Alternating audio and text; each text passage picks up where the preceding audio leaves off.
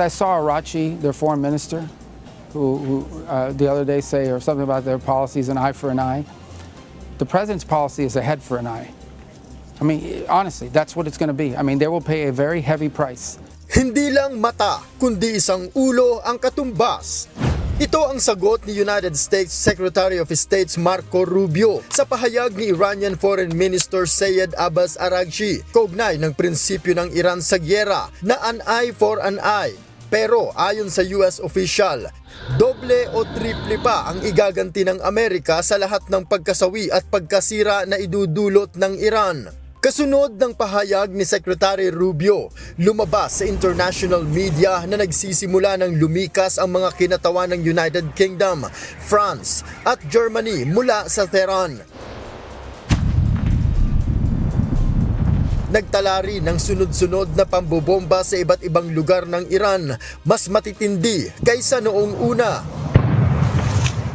Ayon sa Pentagon, naglunsad ito ng F-16 fighter jets mula sa isang base nito sa Middle East at nagpadala ng mga helicopters patungo sa direksyon ng gitnang silangan.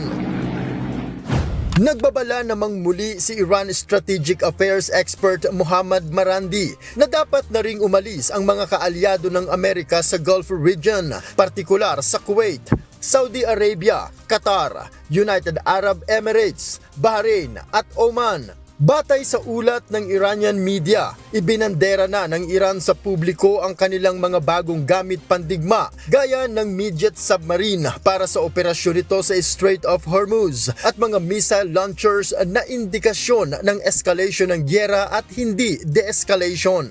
Naniniwala si Secretary Rubio na posibleng ang gumagalaw na ang mga kaalyado ng Iran upang lalo pang magpalakas. Pero kahit paaniya magparami sila ng mga armas, tinitiyak nito na hindi nila kakayaning pahinain ang puwersa ng Amerika. Nothing that Iran is doing, nothing that anyone's doing to help Iran is in any way increasing their ability to target Americans. Iran has spent the better part of 20 years not just sponsoring terrorism, but building long-range rockets, short-range missiles, and drones. And they were intending to build them a lot more. And they were going to use that and hide behind that to say, we're untouchable, we can now do a nuclear weapon, and you guys can't touch us or we'll overwhelm your air defenses, which is why the president had to address this threat. Ayon sa opisyal ng Amerika, determinado ang Amerika na gawin ang bahagi nito upang maprotektahan ang kapayapaan sa mundo. Pero mas magiging mapanganib kung tuluyang magkakaroon ng armas nuklear ang Iran. The world will be a safer place because we addressed it. Unfortunately, in the short term it creates disruptions, but you know what's really disruptive? A nuclear weapon in the hands of these radicals.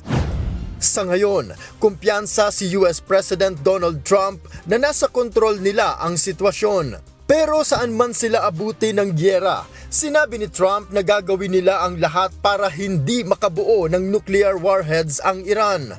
We're doing very well against the Islamic Republic of Iran. We're doing extremely well. They got some evil intentions. We cannot let them have a nuclear weapon. If we did all this that I'm talking about your data centers, isn't that important? When they start blowing away communities, we cannot let them ever even think about having a nuclear weapon. Noel Paul Yarco, UNTV News and Rescue. Diyos ang aming sandigan, serbisyo publiko ang aming pinahahalagahan.